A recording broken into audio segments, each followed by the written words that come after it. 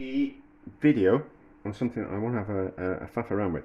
So there is an Italian layered pancake dish, a bit like a lasagna, that's layers of pancake, and in between the layers of pancake there's a little bit of white sauce, there's some tomato sauce, and there's little chickpea-sized meatballs.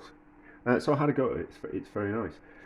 But you spend a day making tiny little meatballs, and it's I mean, it's not a waste of a day, but it just takes forever. So I was kind of thinking, can we kind of work around that and do something else? So I was kind of thinking, I had to play around with some leftover pate and some pancakes, and I kind of fried it in a pan together, layers of pancake and pate smeared on the pancakes, and it was very nice. So I kind of thought, well, I need to get some cheese out of the freezer. I need to pause. Hang on. So I thought to myself, what we can do is maybe use. I did have a palette knife. Can we use cubes of pate in place of the meatballs? Not that dissimilar type of thing. So I've made lots of pancakes, and it is more of a case of it's more pancake more than anything else. And then I've got some, I think that's a beef ragu, but it's actually made with marrowbone. And then we've got another pate as well. They were cheap in the supermarket, they were selling them off, so they've been in the freezer waiting. And then we've got some white sauce. So it's just a case of putting it all together and dotting things around. So a little bit of, I think we'll end up having to use 2 of these pates. So, but just sparsely drop these around. Probably could do to be smaller. These are not chickpea sizes. But see, even I couldn't even be bothered to cut this up small enough either. So maybe that many per layer. I think I'm going half like that, and then we want a little bit of sauce splattered, bit of a Jackson Pollock type of thing, just a bit of a splash of sauce. I don't know how we'll, maybe I've made too much of a container of this. Might do to be smaller. And then that could do to be thinner, couldn't it, if I wash that up? Now it'll be fine. So, and then get that out of the way. I haven't really got enough room. And we're doing other things at the same time. And then some bits of white sauce dotted around. But you kind of get the idea. It's quite, I made it quite thick. I'll make it for something else, or I'll make it for this. No, I think I made it for this. So it's a little bit thick, but it's cold. So I'm not saying that if it was warm it would be, it needs to be warm. I think, because I think you can make things and put them in the fridge, can't you? But I think what we will do, we'll put some cheese in as well.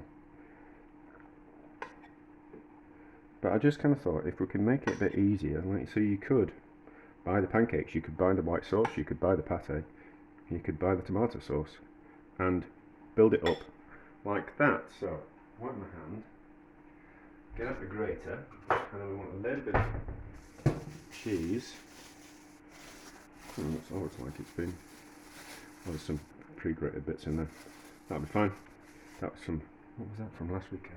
I was faffing around with something. And then just some bits of, not much, get some little bits of cheese per layer.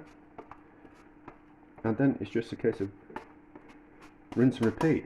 So, that out of the way. And then I cut the pancake down slightly, so instead of it being round, I've just done it so it's like that, and then we've got a couple of bits of trimmings, so we'll put that there and that there. Oh, and I've lined, I've made sure I've lined it with, I put some fat, it's chicken fat, but I kind of think lard or chicken fat to around the dish, and then pancakes on the inside, and I've left quite a lot of overhang, so there's quite a lot of overhang, so we can actually pour it on top. And then we'll just do one more layer on camera, and then you can get the idea. And then we'll lay the, what we'll do is we'll lay the main part of the pancake the other way. So I'll kind of show you, because I think, you know, some people kind of rattle the way through recipes and they don't show you how to do it properly. Yeah, so my case example was I asked the butcher, or one of the butchers, to show me how to do a butcher's knot. And he did this butcher's knot so quickly that I just couldn't work out how to do it. And I'm always kind of quite aware of that we need to show, if you're teaching something or showing how you're doing something and someone wants to know how to do it, they need to actually see how you're doing it, because people just don't know. Just because you could do something easily and you've done it that much that you think it's easy, you need to remember a time when you couldn't do it and it was quite a difficult thing, like a skill to learn. So some of the videos might be a bit long, but it's probably because I'm showing how to do things. And there's this movement of the day that everything has to be in a TikTok video of 30 seconds, and if your videos aren't 30 seconds long, then no one's going to watch them. But I watch videos that are really long, and I listen to podcasts that are 3 hours long, and I certainly don't have a problem with my attention span as long as it's something interesting. So, and are 30-second minute videos really doing you any favours?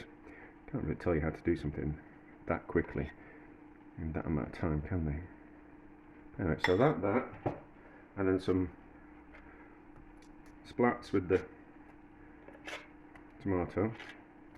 I mean, you kind of go, well, that's not a lot of filling at all, but it's not supposed to be. It's one of those, like all pasta dishes, all dishes that were invented by people who didn't have a lot of food and didn't have a lot of money.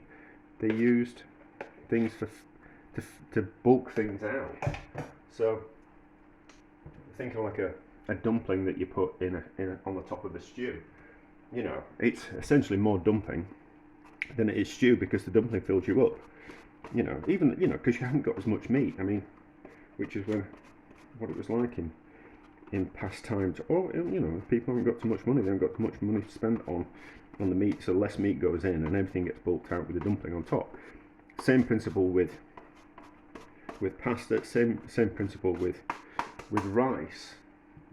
Same principle with this. We are using the pancakes to bulk it out. So, and I always kind of think, and generally with pasta, it's like that, the pasta is mostly the best bit. Like a pasta with lots of pasta with a little bit of sauce. It's kind of what I like. So, because we put those trimmings at that end, we'll put the whole bit at this side this time, and just spread that out, press it down, and then the trimmings can go at that end, like that. So, and then we'll repeat the process. So the big bit will go at that end, and the trimmings at that end, and we'll kind of work it up like that. Now, it's just a case of how many pancakes I've got will dictate on how many layers I've got. So keep on going, keep on going, keep on going. So not particularly it's got a little bit of a labour intensive kind of thing, but just a little bit different, but we'll see. I'll remember how many layers we've got, and then we'll work out. I think it was something like 3 eggs worth of pancakes. So like 3 eggs, 300 grams worth of flour, and then 900 millilitres of milk. If you want to make it cheaper, use half milk, half water. But anyway, so we'll carry on until we're finished, and then we'll have a look at it. So, layers upon layers upon layers upon layers. Just ran out of pate for the last layer, so it's just white sauce and tomato and some cheese. And I've got a little bit of sauce left. I'm not going to use that. I'm going to use that in something else. I don't want it to be overfull. And then we've got 2 pancakes left. So we want a good seal on the top, like that. And then which way are we going to do it? Should have done it the other way, as always. Let's fold those. How are we going to fold those bits? No, it'll be fine. Did it the right way to start off with. So, pancake on there, and then pancake on there, that way around. Then give it a little bit of a squish down. It will puff up, but because everything is, as it heats up, it'll get a little bit liquid. It should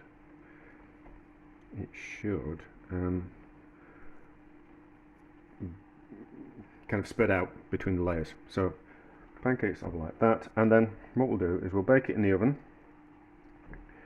I'm going to do it before I set off. I'm going to go swimming. It's Saturday, so I'm going to go swimming. I just need to do a couple of jobs before I go out. So, am I going to cook it now, or am I going to cook it when I come back? The top will dry out if it's in the oven for too long. That's my only kind of concern. But I reckon 175, 180 for an hour and 20 minutes, something like that. Or maybe a little bit lower and for a little bit longer. But it's not going to matter if the top becomes too crispy, because we're going to turn it out onto the board. So that's going to become the bottom.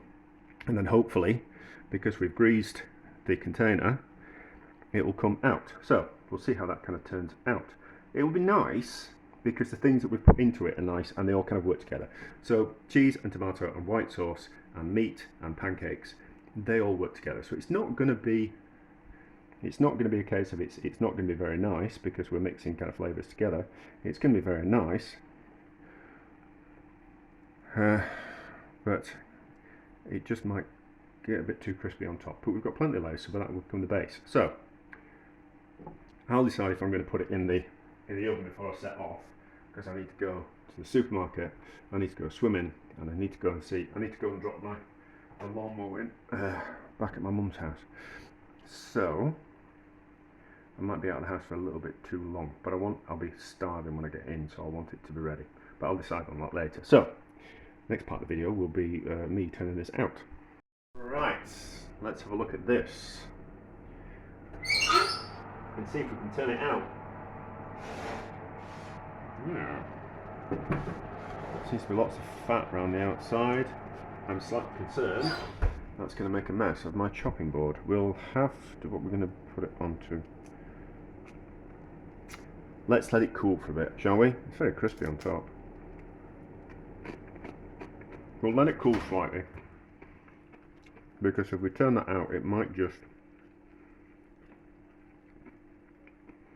want to explode.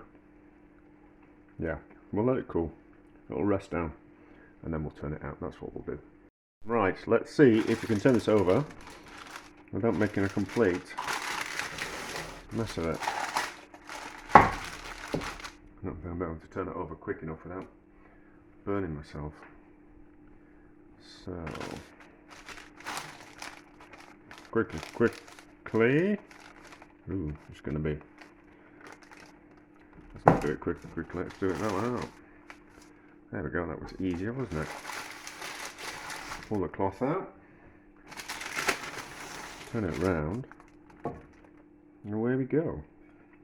Looks alright, that. It's not crispy, but it was on the bottom. I suppose we could put it back in the oven, but we won't. So,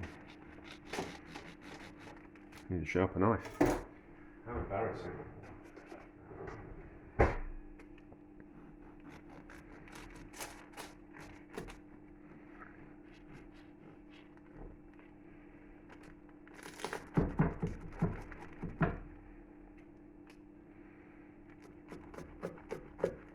Smells good.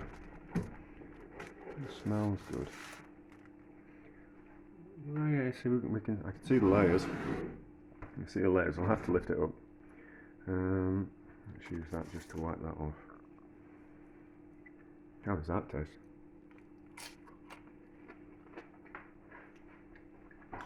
Very nice.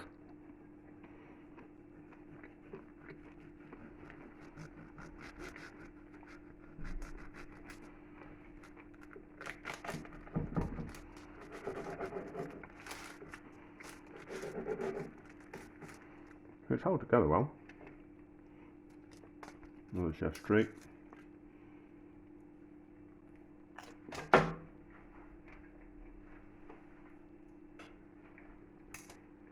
Pick the bit up that fell on the floor.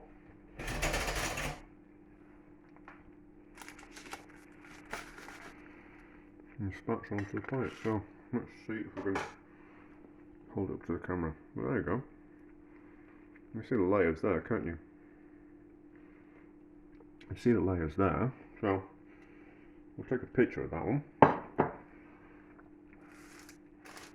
Yeah, we can take a picture of that one. Oh, I don't think it really matters. Let's give it a try.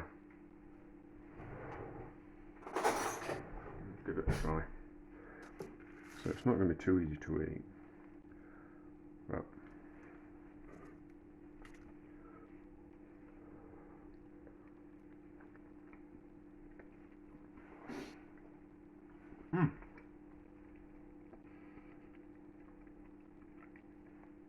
that's nice. It looks like the pate is held together as well. So nice is that. It's nice is that bit of pate. So we don't have to make the mini meatballs.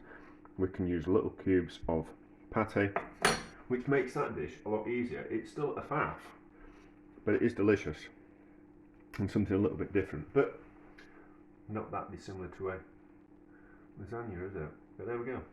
Delicious and a success.